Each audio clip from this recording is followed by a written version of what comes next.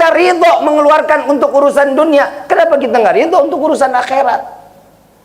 Sekarang saya mau tanya, di dalam ilmu di akhirat, kita ini bisa ngebangun rumah kalau kita sedekah, betul? Betul? Nah sekarang saya mau tanya, sedekah, kita ini punya kantong, kanan, kiri, bawah, atas. Yang atas isi 100.000, yang kanan 20.000, yang kiri 2.000. Yang mana kita sedekahin?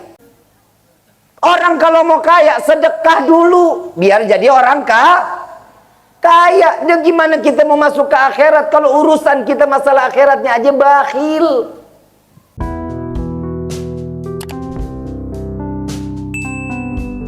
Alhamdulillahirrabbilalamin. Wassalatu wassalamu ala ashrafil anbiya'i wal mursalin wa ala alihi wa sahbihi ajma'in, amma ba'd.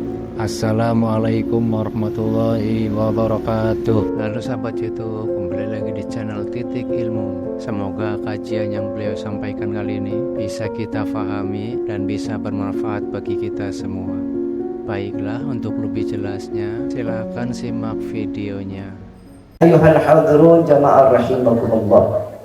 Kadang hati itu kan kotor ya. Iman adanya di mana? Hati. Takwa adanya di mana? Hati. Kalau hatinya kotor, iman dan takwa tidak akan pernah bermukim di dalam hati kita. Kalau cintanya kita, hatinya kita penuh dengan dunia, maka dunia akan masuk, iman dan takwa akan pergi ke hadapan Allah. Maka yang diharapkan bagi setiap para salafun salihun, terutama baginda Nabi Muhammad SAW, di bulan inilah kita mendapatkan rahmat pandangan dari Allah Subhanahu wa ta'ala. Setiap orang yang mendapatkan rahmat kasih sayang Allah berarti menyentuh sampai ke dalam hati, betul nggak? Kalau setiap sudah menyentuh di dalam hati, insya Allah ibadah juga tenang, betul? Selama ini ibadah kita udah tenang belum? Udah tenang belum? Kenapa? Terboga duit. Salat mau tenang, Bib, ini dia Bib, masalahnya Bib, kadang kita kalau lagi nggak punya duit, kiblat ke barat, kita ke timur. Semua yang kita lakukan di dalam hati, di dalam kehidupan ini tergantung dari hatinya. Nabi Muhammad SAW mengajarkan, memberikan contoh sangat luar biasa. Lihat Nabi Muhammad kalau dicaci dimaki, hatinya lapang, tenang hatinya, betul? Gak pernah diusik. Orang mau caci, mau maki, terserah, silahkan. Tapi jangan coba-coba untuk agama. Nabi paling depan untuk berperang. Berarti kesucian hati Nabi Muhammad tertumpuk iman yang besar di hadapan Allah. Kalau imannya kita kadang naik, kadang turun. Tapi kalau imannya Nabi, para anbiya dan rasul, makin naik, makin naik, makin naik. Kalau malaikat sejajar, udah segitu aja, gak akan nambah. Manusia dikasih kelebihan sama Allah, hatinya iman itu kadang bisa naik, kadang bisa turun. Makanya Nabi Muhammad SAW, barang siapa, di dalam firman Allah dinyatakan, barang siapa yang ingin diberikan ketenangan hati, disucikan hatinya, alladzina amanu wa tatma'inul qulubuhum bidzikr, ala bidzikrillahi wa tatma'inul qulub. Hati ini bisa ngebawa kita ke arah kemaksiatan, bisa ke jalan yang diridhoin sama Allah. Tergantung daripada hati. Kadang kita mau jalan kemana, tiba-tiba mampirnya kemana.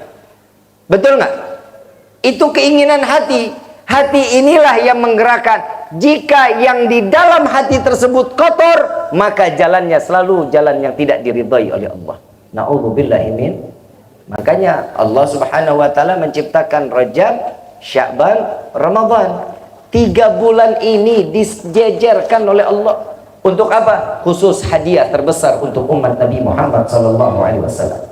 Para salaf juga mengatakan bulan Rajab yang telah lalu, ini adalah pensucian jasad.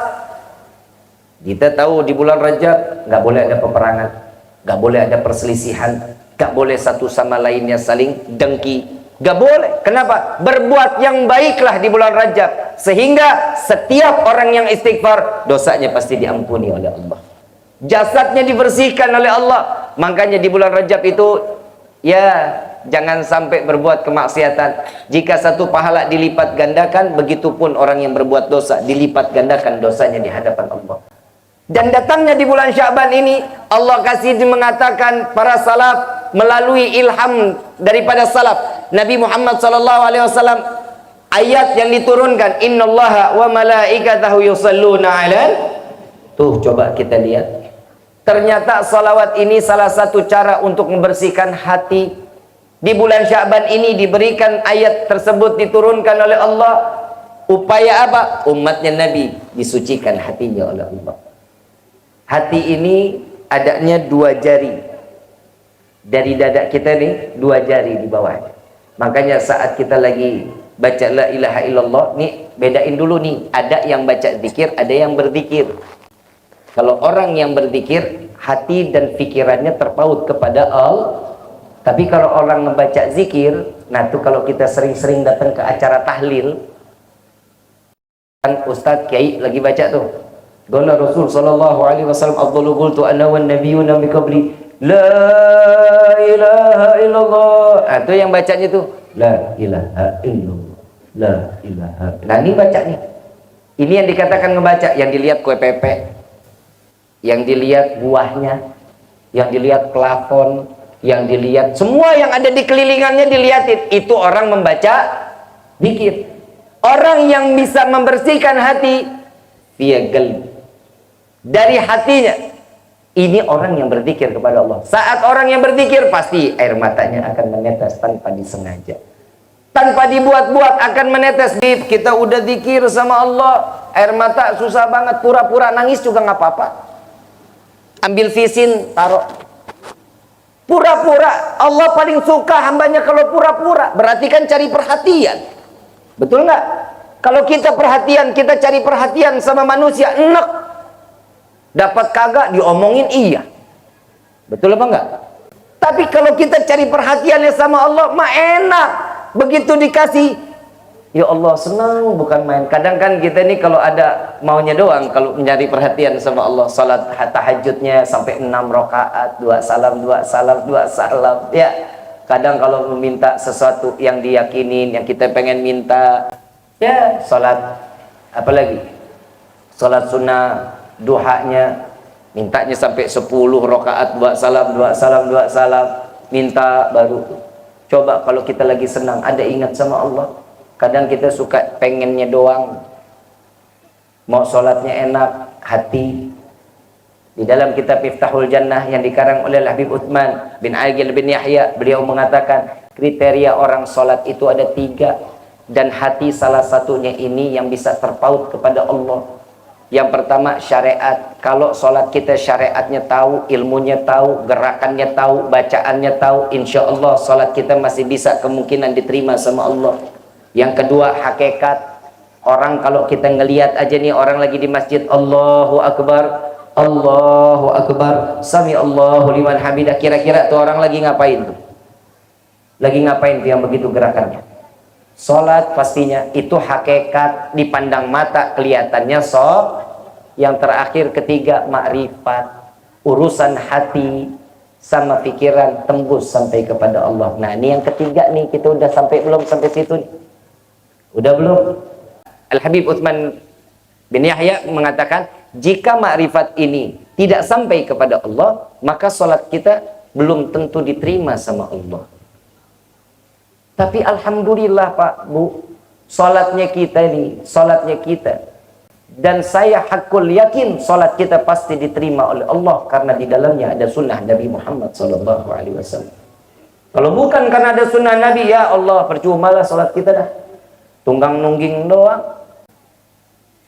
Kapan hati ini bisa terpaut kepada Allah? Hias hati kita dengan Allah. Nah kalau Allahnya jauh dari hati, bagaimana sih bisa menyempurnakan hati? Tergantung asupannya.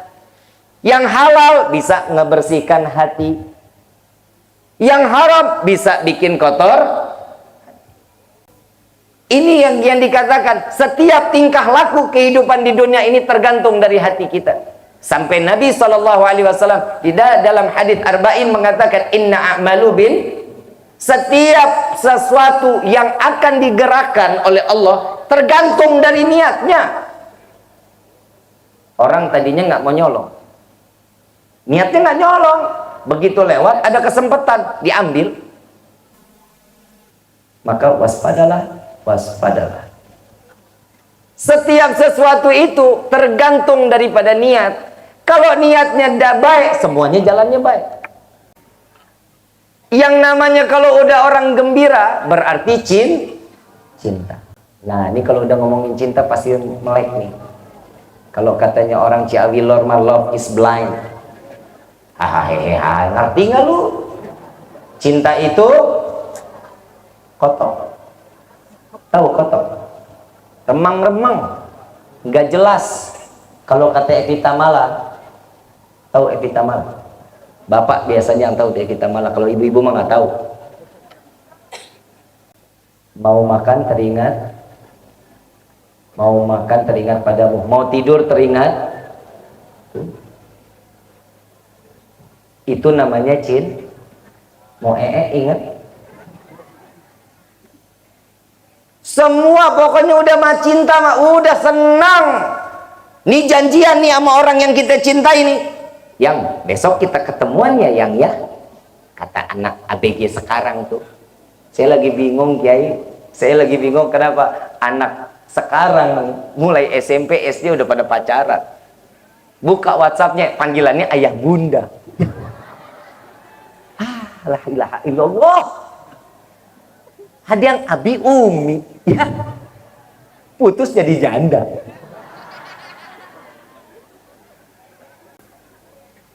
Orang pondok pesantren mah nggak kenal pacaran. Neng Sare, dengar ya Neng, kalau besok ada laki-laki yang bilang, Neng, kalau bahasanya Sunda, saya cinta kamu apa? Abdi sarua. Ih, jadi jatuh cinta gitu dah.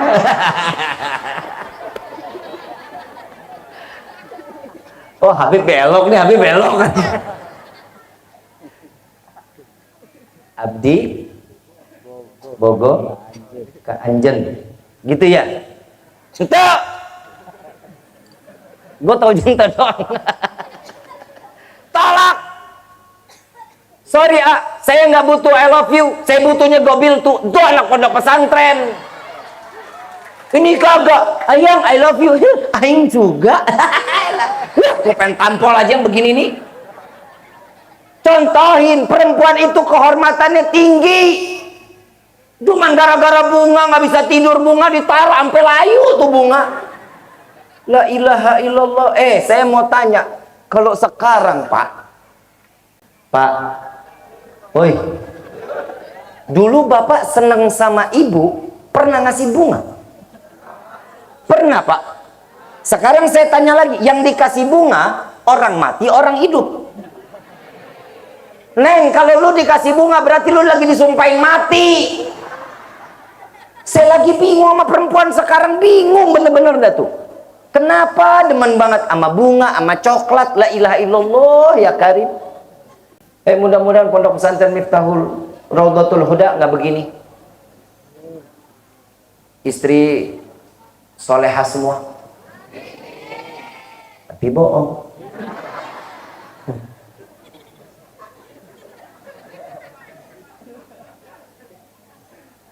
Cara kalau kita tahu nih hati kita bersih, mau tahu apa enggak?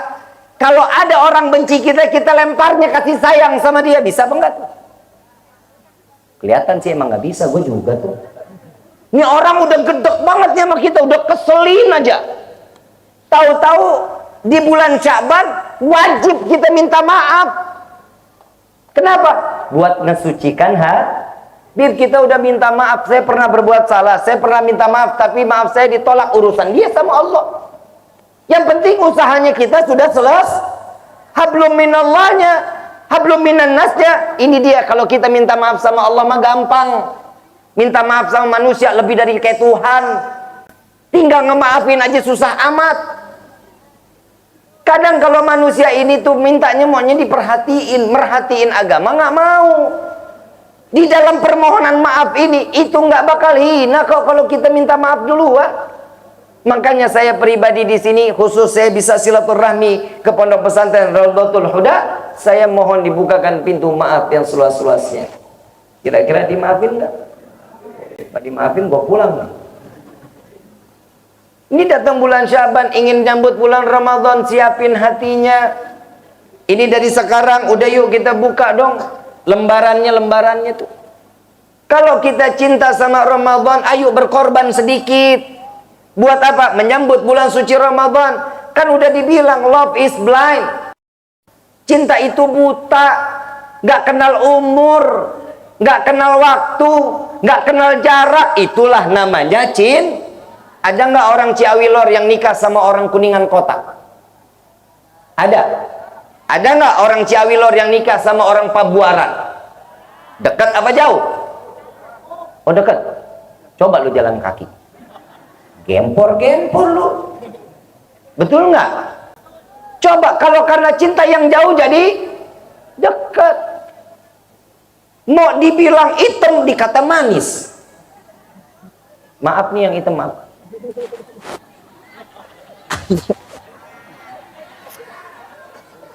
Aing lupa. Tapi Habib Muhammad memanis ya. Gue ngeri ditabuk. Beliau ini sahabat saya, beliau ini guru saya. Saya belajar dulu di pondok sama beliau, sempat belajar sama beliau ini 3 bulan. Belajar nahu. Mudah-mudahan dia sih lupa. Soalnya yang bandel saya. Giliran dia yang ngajar, saya mah nggak mau dateng. Giliran Habib Gures, Habib Mudir, saya mau datang. Giliran dia, ogah lu juga masih belajar. Tapi subhanallah sekarang jadi sahabat, insyaallah sahabat dunia wal akhirah.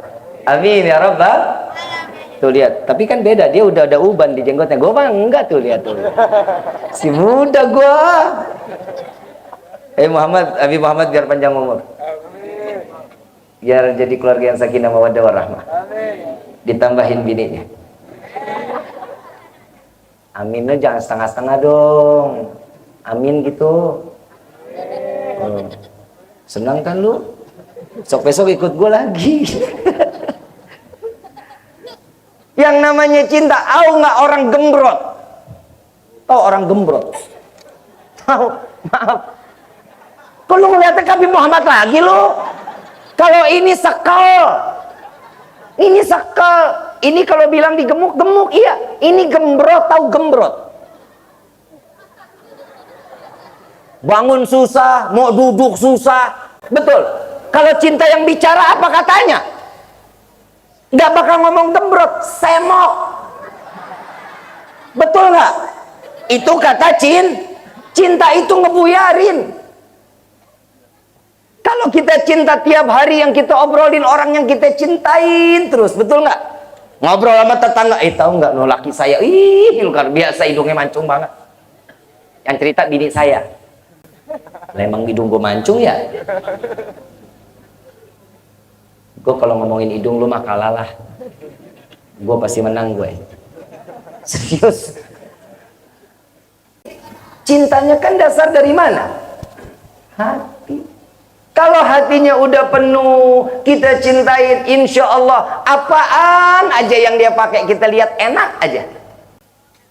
Tapi begitu saat datang bulan Ramadan, begitulah cinta yang kita harus gunakan. Datang bulan Ramadan, dari sekarang kalau bisa mandi kembang, mandi kembang. Rapihin semua dari ujung rambut sampai ujung kaki. Datang bulan Ramadan, gunting rambut, kumisnya dipotong, jenggotnya dirapihin. Kain sarung baru, pakai baju koko yang agak mahalan dikit. Gue juga jual kalau yang mahalan mah. Peci ada, pakai yang terbaik. Kenapa? Nih, taraweh bulan hari pertama bulan Ramadan, saya pakai ini nih. Tapi masjid nggak usah pada dilebarin. Kadang proposal datang mau Ramadan. Ini ngapain? Mau pelebaran masjid, Pit. Emang kenapa? Kalau taraweh kagak muat. Oh kenapa orangnya banyak? Iya Bib, sampai keluar-luar Bib, nah, jalanan ditutup. Saya cuma bilangin, nggak usah dilebarin, ntar juga lebar sendiri. Itu kan minggu pertama, minggu kedua mulai ada kemajuan. Maaf. Betul nggak? Masuk minggu ketiga, makin tambah maju. Minggu terakhir, ya pasti isinya cuman panitia zakat. Betul kan? Jadi nggak usah dilebarin, ntar juga lebar sendiri. Ini kalau seandainya mereka tahu nikmat yang datang bulan Ramadan, nafasnya menjadi zikir pahala di hadapan Allah. Duduknya kita bengong-bengong, pahala. Tidur, pahala. Tapi bukan berarti anak muda. Anak muda, ini gue paling gedek kalau sama anak muda nih. Tidurnya habis subuh, bangun setengah 6 sore. Lu puasa setahun juga kuat. Puasa cuma 40 menit. Udah bangun setengah 6. Aduh, pura-pura lemes juga, gue tampol juga tuh. Jangan gitu. Berarti ya kan namanya tidur kan juga ibadah. Tidurnya orang puasa yang ibadah itu cuman sedikit, sisanya buat ibadah. Dia tuh tidur untuk bangun baca Quran, sholatnya, biar dirapihin zikirnya, kerjaan juga enak. Kan begitu. Ini kagak, tidur dari jam 7 bangun setengah 6. Untung lu kagak pae.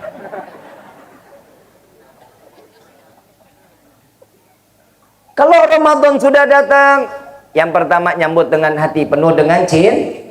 Yang kedua, isi keseharian untuk tambah ibadah kepada Allah. Ibu, Bu, kalau masak banyakan dikit, minyak mahal, Bib. Derita lu. Ada yang ngomong, emang harus kalau masak pakai minyak? Kan bisa direbus, kan bisa dikukus. Lah, makanan rebusan kukusan mulu ya, kencing mulu kita. Nah isinya air. Betul.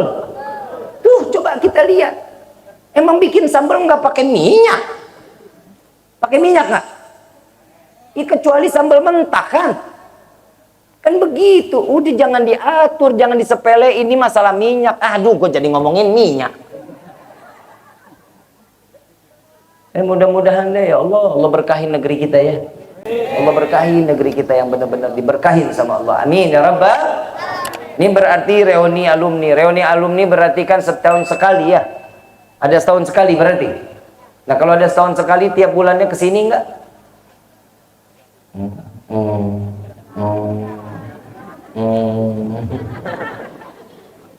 Maaf Bib, kita punya kesibukan masing-masing. Iya, tapi ingat dong sama gurunya. Kita di pondok pesantren kan laula murabbi ma'araftu rabbi. Kalau bukan karena guru-guru kita, kita mana kenal siapa sih Allah kalau bukan karena guru-guru kita. Di reuni datang kayak begini, jangan cuman bawa tentengan, cuman amplop doang 5.000. Woi, yang bawa tentengan bulaga budok dah. Datang tuh ke Ustaz. Santrinya banyak ya? Banyak santrinya? Berapa banyak? Yang sekarang 1.000 ada 1.000? Hah? Gak ada? 500? Ada?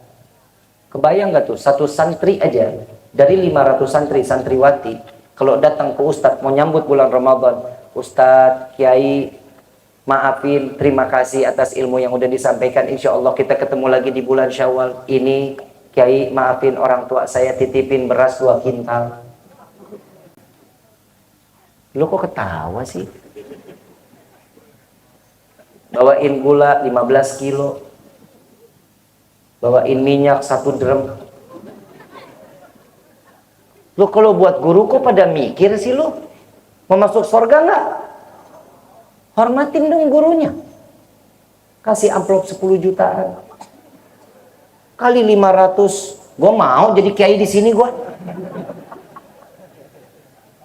Ya kiai juga pada makmur hidupnya. Coba kita lihat ustadz mana ada yang gemuk-gemuk, gendut-gendut, dia doang.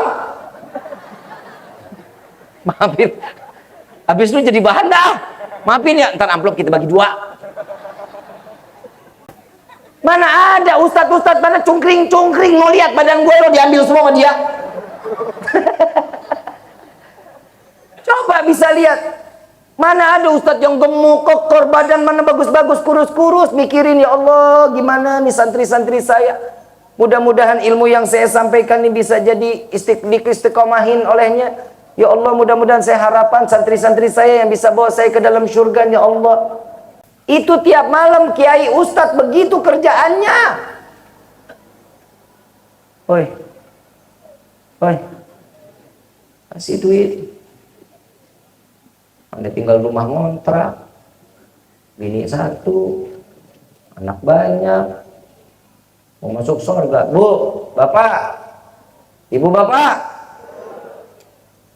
bapak masukin anak ke dalam pondok pesantren niatnya apa? Biar jadi anak yang soleh-soleha, betul? Betul? Emang surga gratis?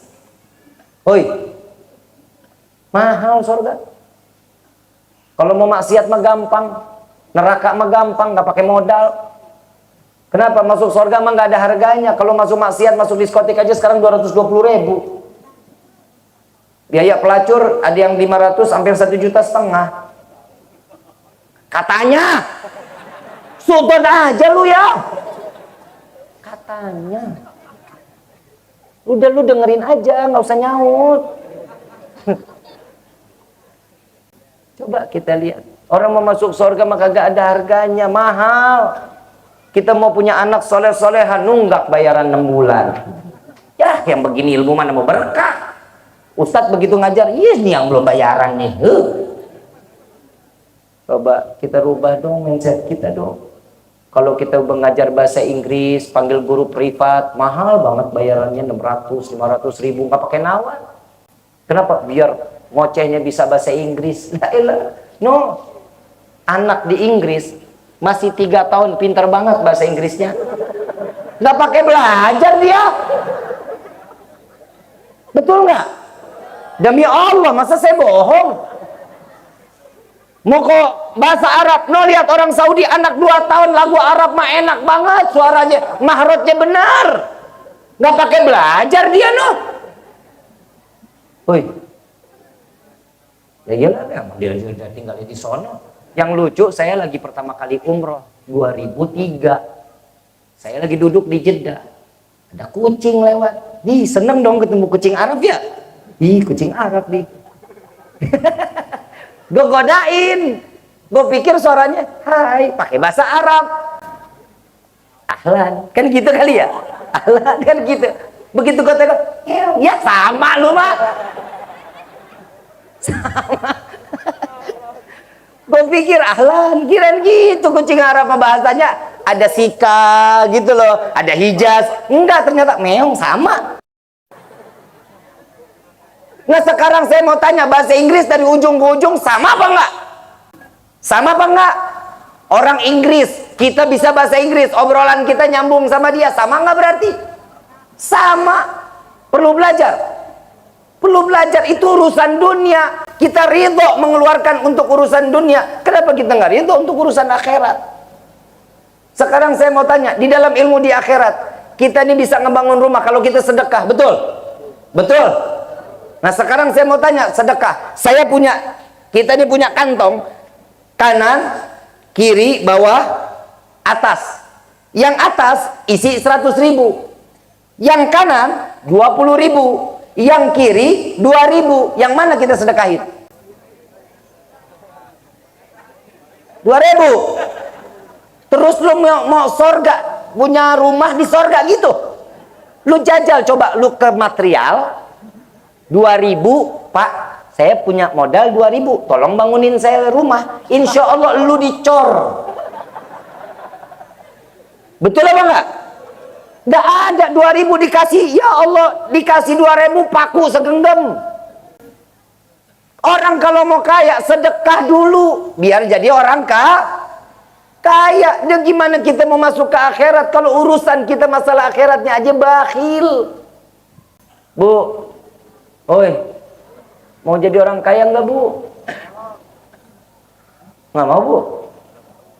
Mau jadi orang kaya apa mau berkah hidup? Mau kaya mau berkah?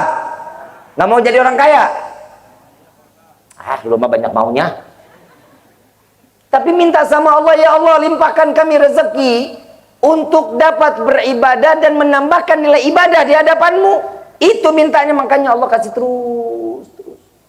Minta sih mudah-mudahan kita semua ini jadi orang kaya yang berkah.